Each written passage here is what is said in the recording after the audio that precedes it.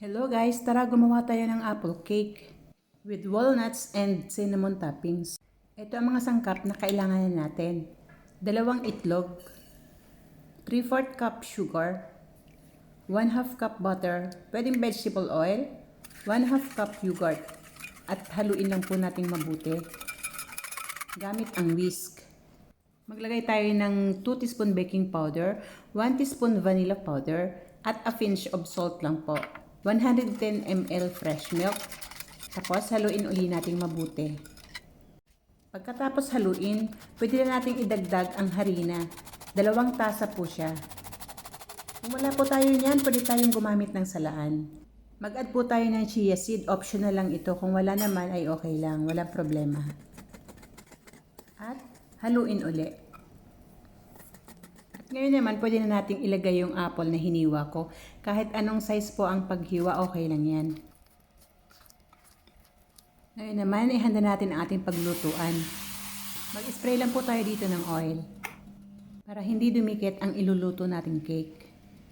At ngayon, pwede nating ilagay yung ginawa nating butter, cake butter. At ngayon naman, ilagay na natin sa ibabaw yung apple na hiniwa ko ng pa-slice. Ituloy lang natin ang paglagay ng sliced apple hanggang sa maubos. At malagyan lahat.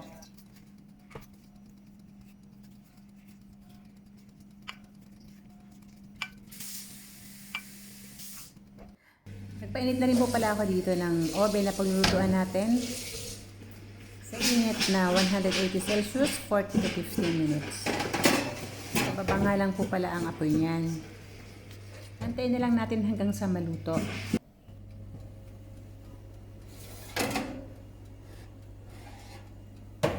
Ayan, luto na po siya.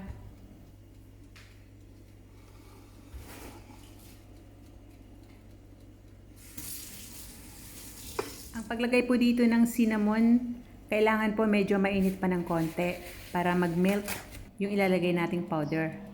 Ayan, budburan lang natin siya paikot ng cake sa ibabaw. Pagkatapos mailagay yung cinnamon mix, pwede na natin pong ilagay yung walnut. Dinikdik ko lang siya ng konti.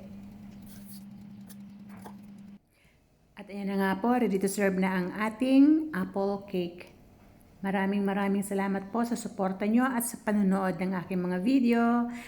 See you on my next vlog. Bye!